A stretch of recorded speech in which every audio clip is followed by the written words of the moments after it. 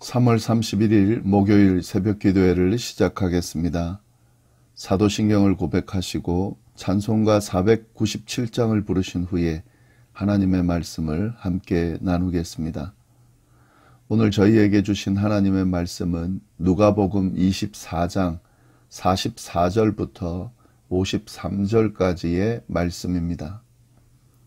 또 이르시되 내가 너희와 함께 있을 때에 너희에게 말한 바 곧 모세의 율법과 선지자의 글과 시편의 날을 가리켜 기록된 모든 것이 이루어져야 하리라 한 말이 이것이라 하시고, 이에 그들의 마음을 열어 성경을 깨닫게 하시고, 또 이르시되 이같이 그리스도가 고난을 받고 제3일에 죽은 자 가운데서 살아날 것과 또 그의 이름으로 죄사함을 받게 하는 회개가 예루살렘에서 시작하여 모든 족속에게 전파될 것이 기록되었으니 너희는 이 모든 일의 증인이라. 볼지어다 내가 내 아버지께서 약속하신 것을 너희에게 보내리니 너희는 위로부터 능력으로 입혀질 때까지 이 성에 머물라 하시니라.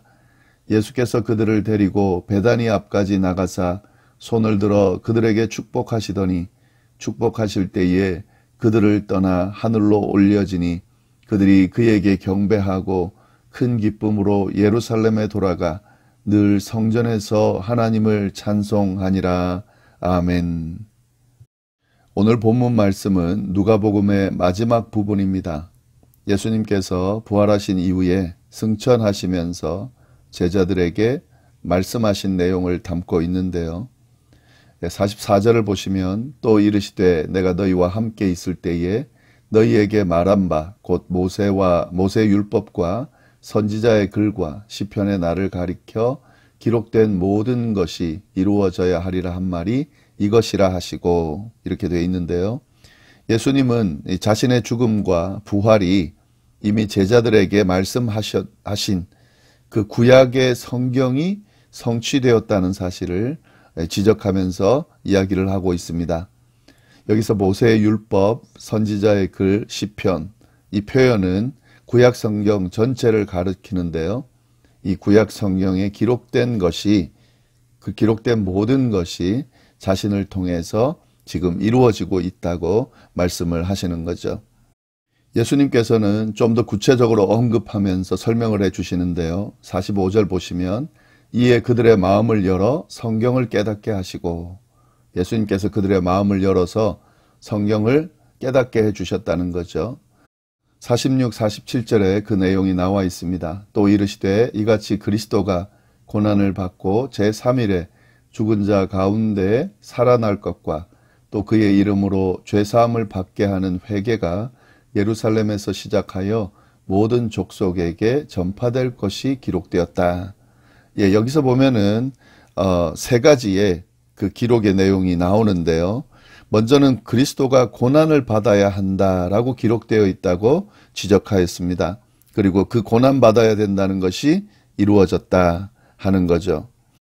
예수님께서는 이 기록을 직접 인용하면서 이 메시아의 고난에 대해서 언급했는데요. 시편 118편 22절에 나오는 내용을 언급하면서 이 메시아가 고난 받아야 된다라고 하는 사실을 언급해 줬습니다. 여기서 그 건축자의 버린 돌이 모퉁이 돌이 됐다 하는 구절을 인용한 건데요. 이 건축자의 버린 돌은 권력자들에게 고난당하는 하나님의 아들, 즉 자신을 가리킨다라고 하는 거고, 이 버림받은 돌이 모퉁이 머릿돌이 됐다는 것은 이렇게 고난당하는 하나님의 아들의 모습이지만 결국에는 이 죽음을 넘어서 부활로 승천으로 이어지는, 그래서 결국에는 모퉁이 돌로서의 역할을 하는 그런 내용을 쭉 이야기를 해 주셨습니다. 그 다음에 두 번째는 예수님이 다시 부활한다라고 하는 것도 구약 성경에 기록되어 있다고 말씀을 하셨는데요. 이 3일 만에 살아난다라고 하는 이 언급은 호세아 6장 2절에 나오는 내용과 연결된다라고 볼 수 있는데, 그런데 이 3일 만에 부활한다는 내용은 예수님께서 직접 인용하시는 내용은 나오지는 않습니다. 성경에 보면은. 그런데 우리가 추측해 볼 수 있는 것은 사도행전 3장 27절에 보면은 베드로가 예수님의 부활과 관련한 그 내용을 이야기하면서 시편 16편 10절을 인용합니다. 거기 내용이 뭐냐면 주께서 내 영혼을 스올에 버리지 아니하시며 주의 거룩한 자를 멸망시키지 않을 것임이나이다 라고 하는 내용을 인용하면서 예수님의 부활을 가르치는, 알려주는 그런 설명을 하는데, 이것이 바로 예수님께서 지금 구약의 성경을 인용해서 가르친, 부활에 대해서 가르친 그때 언급한 구절이다라고 연결해서 볼 수 있을 것 같습니다.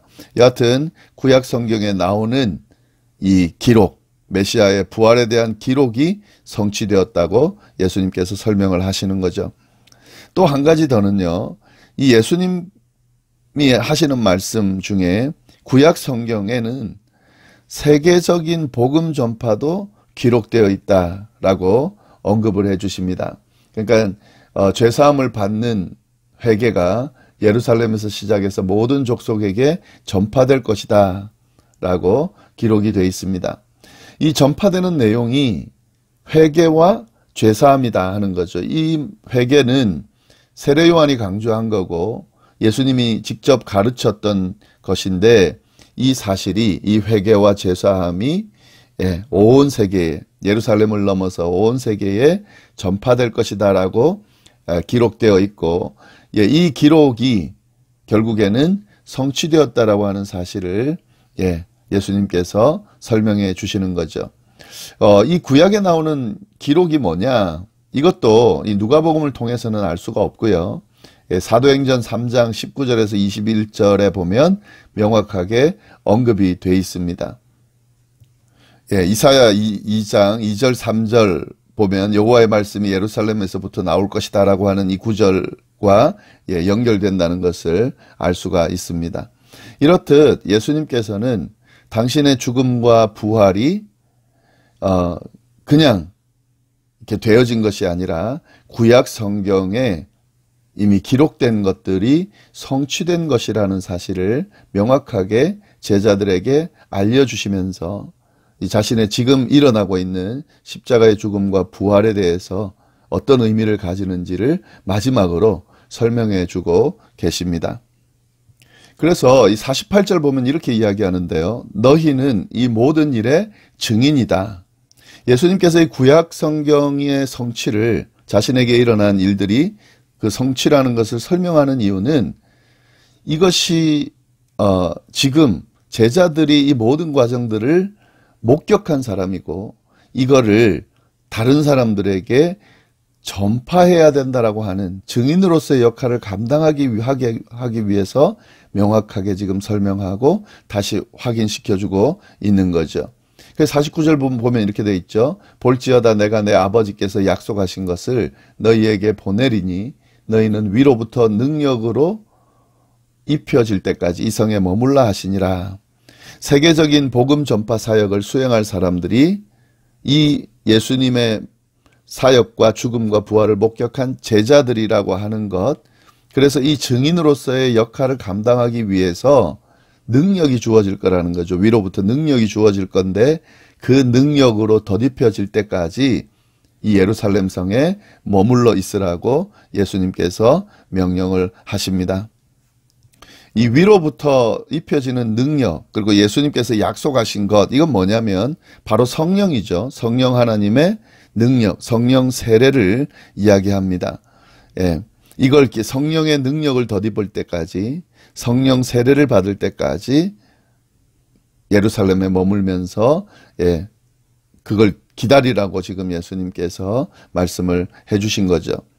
이 부분은 지금 이 예수님의 부활과 승천으로 끝나는 것이 아니라 이 다음으로 이어지는, 이 예수님께서 부활하시고 승천하신 이후에 제자들을 통해 이 사실이 증거되는 과정과 연결되는 아예 연결고리가 되고 있습니다.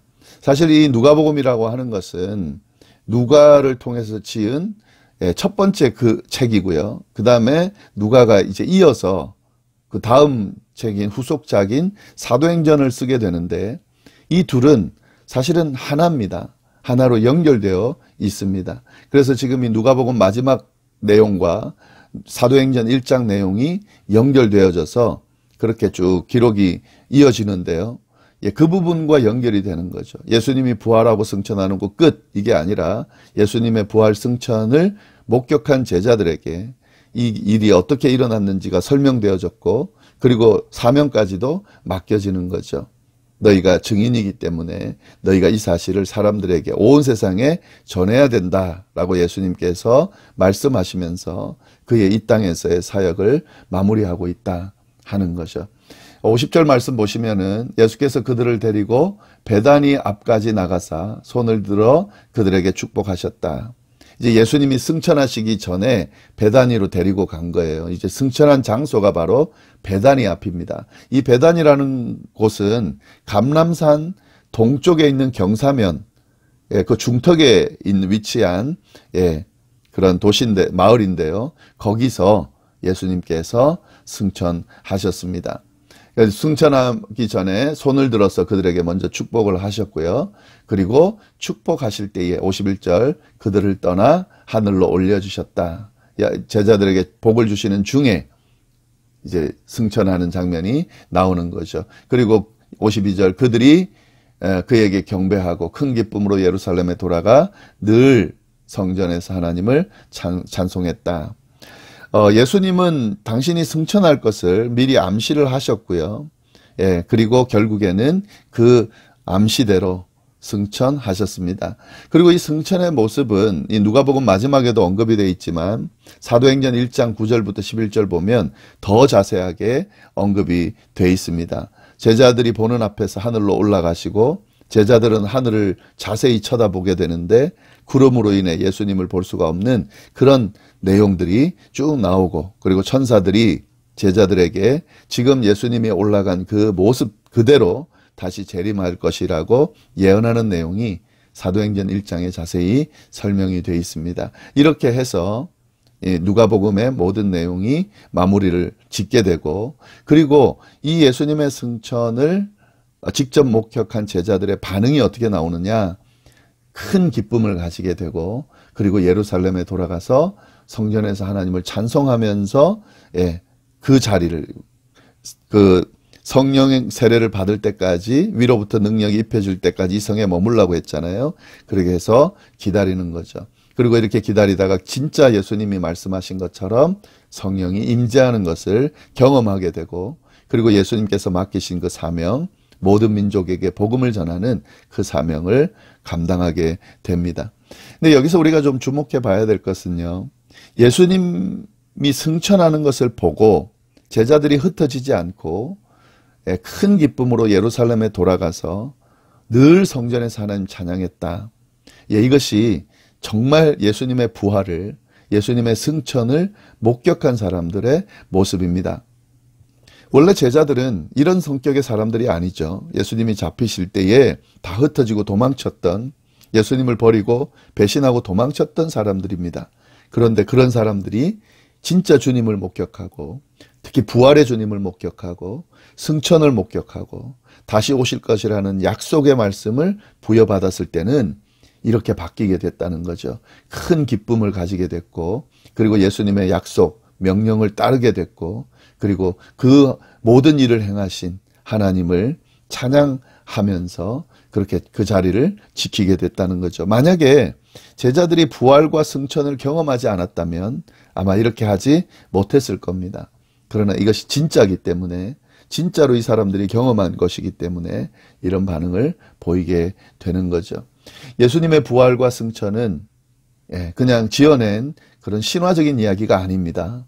이건 실질적으로 일어난 일이고 그것을 목격한 사람들이 증언한 내용이 오늘 우리에게도 전해진 겁니다. 우리도 이 사실을 그대로 경험할 수 있습니다. 이게 진짜라고 한다면 그냥 역사적인 사건으로 끝나는 것이 아니라 오늘 저희에게도 예수님의 부활과 승천이 목격되어질 것이고 경험되어질 것이고 그리고 이 복음을 온 민족에게 온 세상에 전파라고 하신 그 약속의 말씀을 우리도 따를 수밖에 없는 그런 사건이다라고 하는 것을 잘 염두에 두시면 좋겠고요. 그리고 이렇게 부활과 승천을 직접 목격한 사람들이 어떤 반응을 보이는지도 좀 잘 한번 돌아보면서 나는 정말 부활을, 승천을 제대로 믿고 제대로 경험한 사람인가 한번 돌아볼 수 있기를 바랍니다. 기도하겠습니다.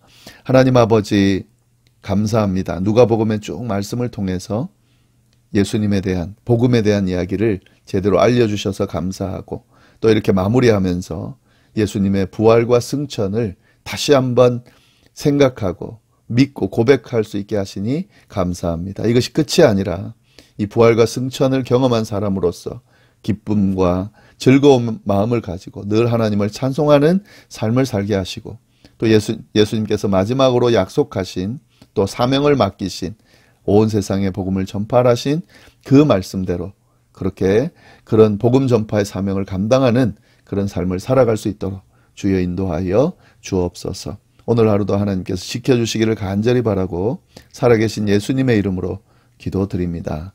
아멘.